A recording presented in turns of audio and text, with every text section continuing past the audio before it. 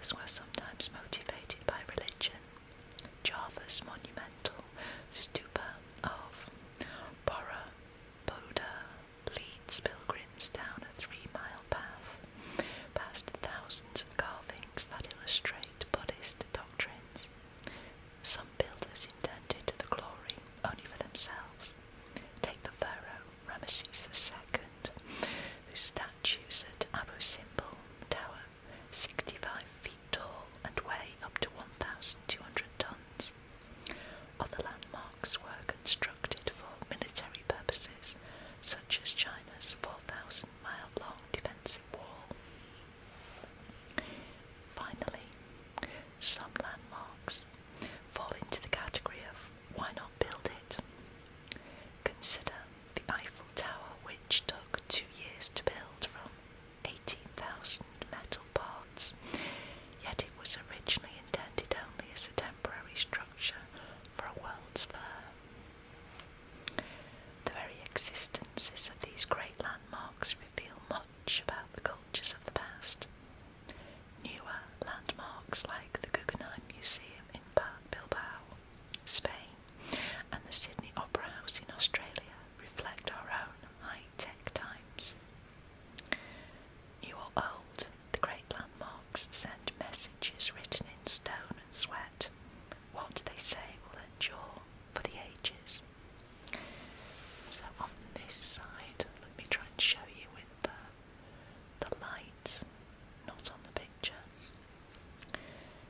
So the greatness of the Arc de Triomphe is evident in its ornate carvings. This, of course, is in Paris. Let me see if I can show you a little bit closer. Now, I do apologise about the light. This is quite a shiny book, which is lovely to look at, but a little bit more difficult to film. Now, the next little page is this one. Now, we all know this building. Of course, very famous. This is the Empire State Building in New York City. And I have been all the way to the top, yes. Many years ago now, quite a long time ago. Fabulous. Okay, let's read about this, but first of all, I'm just going to grab my coffee.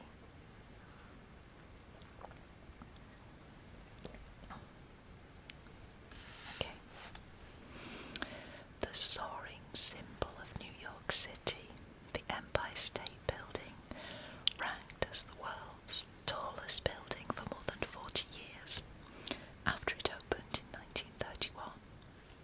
However, the skyscraper has other features even more astounding than its height.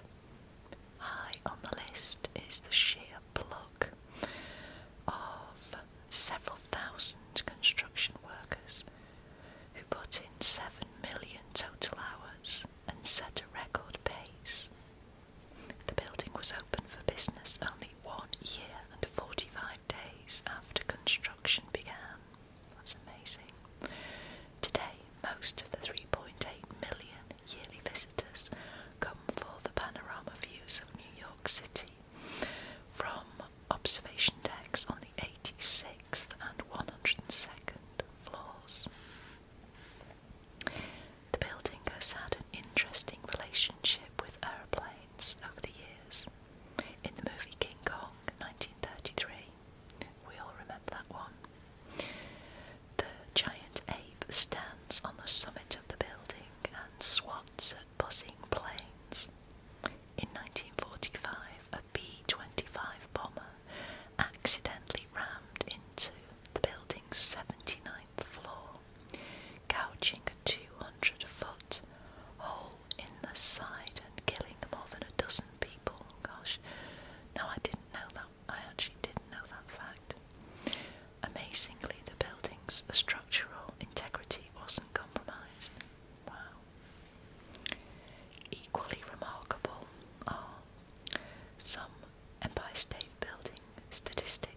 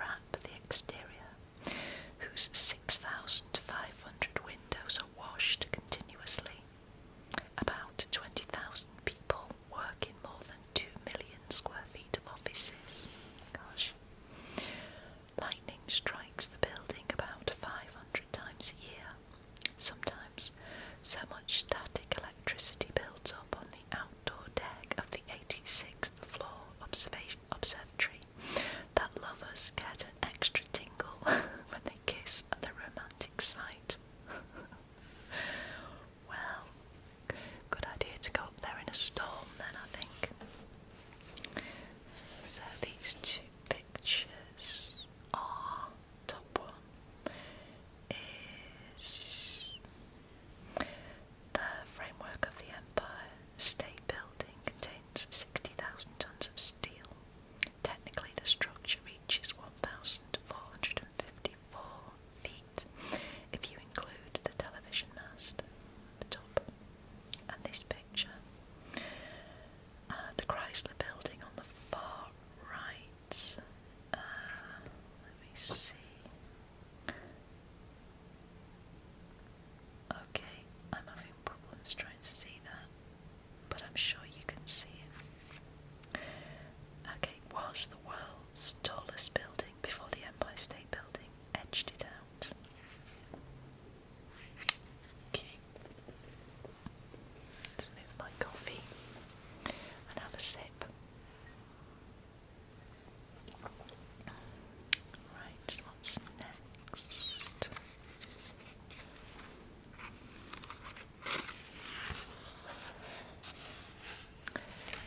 So next we have the Guggenheim Museum. Now I've been here as well. Fab place. Also in New York City, of course. There we go. That's the walkway. Goes all the way to the top.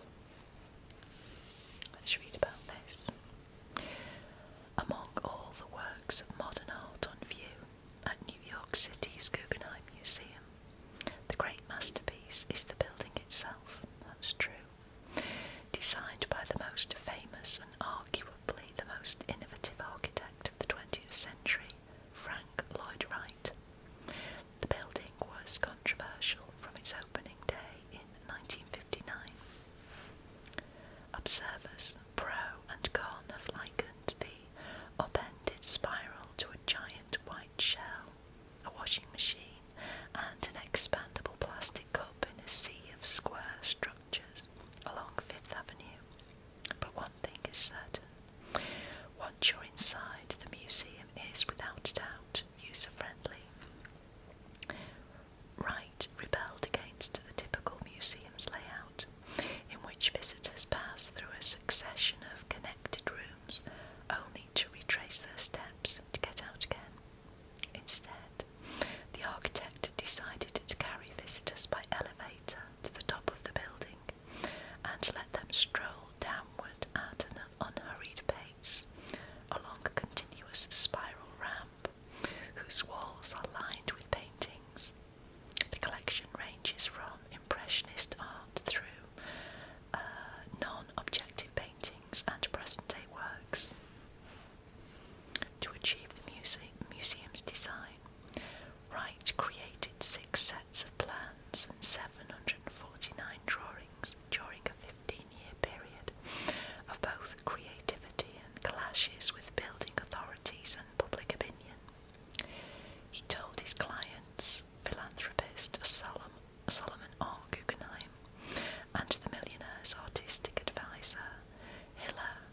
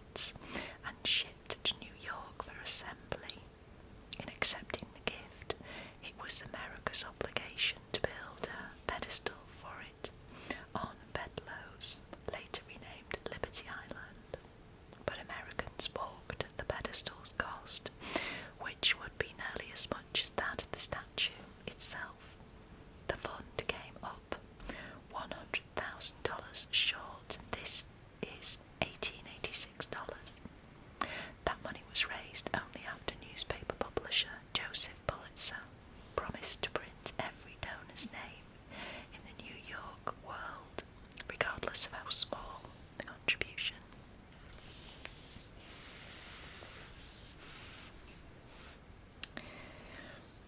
American architect Richard Morris Hunt devised the neoclassical pedestal, mounting it upon an earlier fortress on Bedloes Island and designing it in concrete faced with granite. Inscribed on the base is the poem The New Colossus by Emma Lazarus. Many American school children have memorized the lines, "Give me your tired, your poor, your huddled masses yearning to breathe free, the wretched refuse of your teeming shore. Send these, the homeless tempest tossed to me, I lift my lamp beside the golden door." The statue stands 151 feet tall from its base to the tip of its torch and weighs 225 tons. Her waistline measures 35 feet round. Liberty's index finger alone stretches 8 feet long. In October 1886, President Grover Cleveland attended the dedication ceremony, where numerous speeches were delivered in a chilling rain. Then erupted a cacophony of bands, whistles, and cheering that lasted for a quarter of an hour. About 1 million spectators had turned out for the festivities. The Statue of Liberty quickly became an American icon, as well as the Queen of Pop imagery and commercial exploitation, which began as early as the fundraising campaign for the pedestal. The makers of Fletcher's Castoria offered a $25,000 donation, and all they asked in return was to display the brand name of their children's laxative for 1 year on the statue's massive base. Their offer was politely turned down, but since then, Lady Liberty has served as a headpiece in wig advertisements, been made to disappear by a TV magician, and had her portrait done by Andy Warhol. Okay, so the next page marked out is... Oh no, I don't know anything about this place. This is the Cape Hatteras Lighthouse. Now, apologies if I've mispronounced that. Hatteras, that's what I'm going to say, but it could be wrong. It could be Hatteras, I don't know. But I'm sure somebody will tell me in the comments. Let's have a bit more coffee. Now you know I love a good lighthouse, so let's find out more about this one. You can see a picture of it here. It says, in 1999 the lighthouse was lifted and moved 2,900 feet to protect it from the eroding beach. Okay. So it is one of America's most famous lighthouses. This is a shining beacon for ships venturing through the graveyard of the Atlantic, the treacherous seas and shoals near Cape Hatteras, North Carolina, that have claimed some 2,200 vessels. Replacing an earlier beacon in 1870, the lighthouse stands on a low, sandy point, subjected to perpetual wind, warning ships away from the barrier islands that make up the 130-mile-long Outer Banks region where Cape Hatteras lies. It has remained steadfast through 40 hurricanes and countless ferocious storms. The tumultuous weather is brewed up just offshore, where two opposing currents collide, the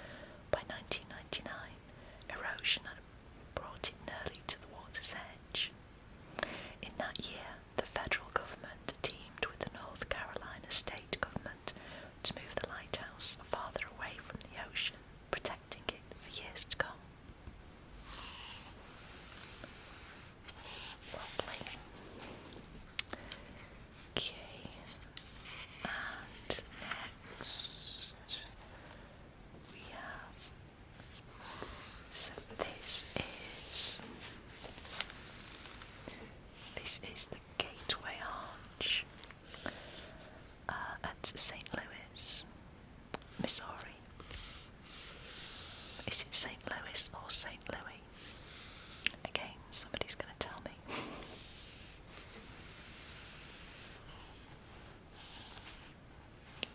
Let's see, you can see it here as well. Let me bring this up a little bit.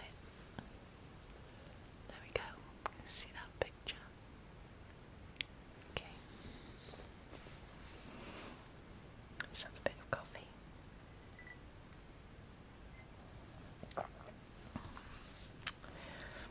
Okay, let's find out about this place. Whether it reflects the bright colours of sunset or fades into grey morning fog, the Gateway Arch in St. Louis, Missouri makes an unforgettable sight. Measuring 630 feet from the ground to its highest point, the arch stands more than twice as tall as the Statue of Liberty. Wow, that's huge. Opened to the public in 1967 at a cost of $13 million, the Gateway symbolises St. Louis' role in America's westward expansion.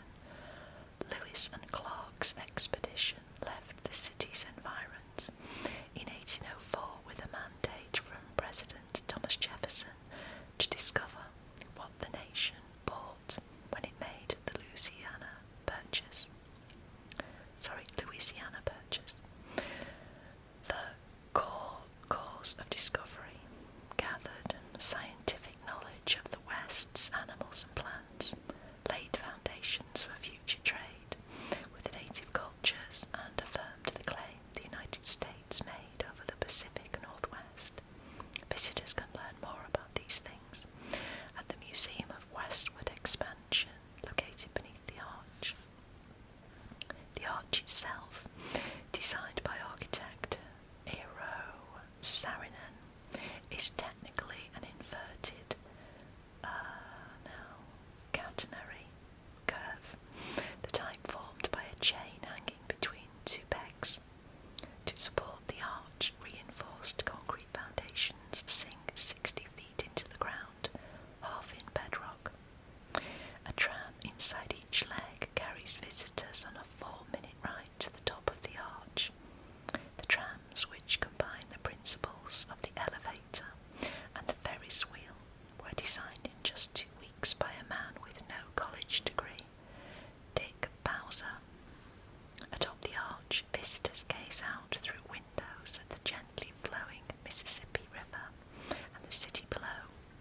On a clear day, they can see 30 miles, not nearly as far as Lewis and Clark's vision, but a good start. So, the arch can withstand high winds, moving no more than 18 inches at the top during a 150-mile-per-hour gale. Lightning rods are mounted on top and grounded into the bedrock, protecting the interior from the electrical discharge of hundreds of bolts each year.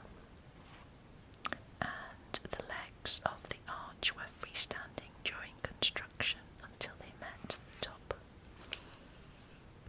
Just there. I've never been there before. Maybe one day. Okay, let's do another one.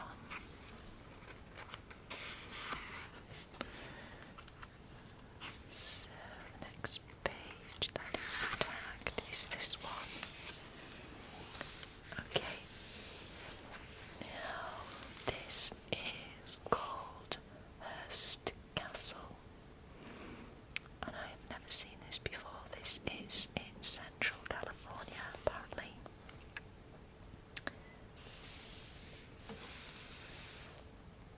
Okay, let me grab some coffee. Okay, let's find out about this place. What can it be? That sparkle in the sunlight atop a hill on the Central California coast. A fairy tale palace? No, it's Hearst Castle, the beyond belief estate of powerful publishing mogul William Randolph Hearst, once the head of the nation's largest